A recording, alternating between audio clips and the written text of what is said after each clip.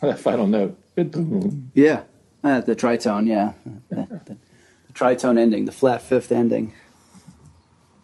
So now that's total bebop.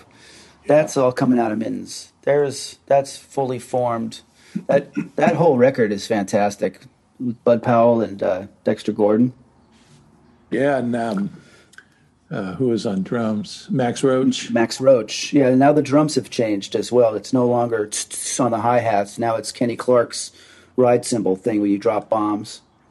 Well, I'm seeing two drummers on the album, Art Blakey and Max Roach, and then piano, Bud Powell and Tad Dameron. So it's, I guess, personnel on different tunes. It was two different sessions. Yeah.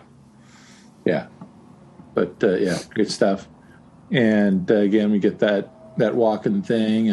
And he plays high. Here he was doing that Walter Page high thing. Yeah. Real plunky and nice. Perfect. Yeah. So let's get to our final guide today, which is Gene Ramey. Yeah. And Gene Ramey is a name that I wasn't too familiar with. I've heard the name, but not familiar with, just kind of, which recordings did he do and all that.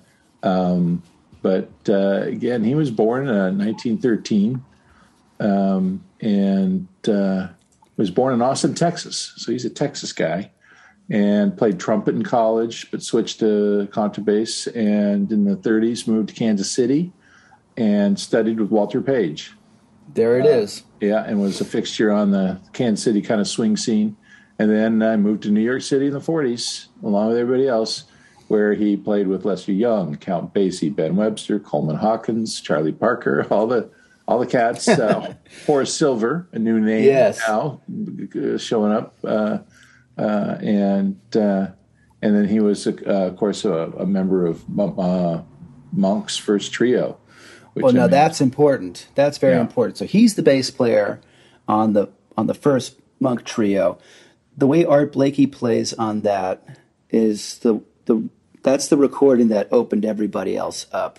Billy Higgins talks about that recording, and he said what Art Blakey was playing with Monk on that record was pitiful. He called it pitiful, meaning that everything we were playing sounded pitiful after we heard Blakey play on that record.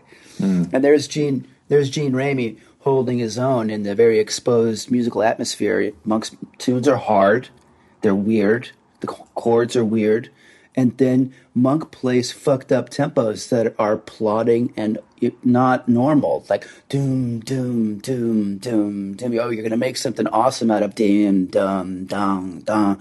That's hard. It's hard to generate excitement at those weird plodding tempos that Monk does. And here's Gene Ramey and Art Blakey killing it, showing everybody how to do it. So we're going to listen to a Gene Ramey cut with the Stan Getz Quartet from an album simply titled Stan Getz Quartets. And on this album, you've got a couple of different configurations, but on a couple of tunes, it's Gene Ramey on bass. And here's a song called Crazy Chords.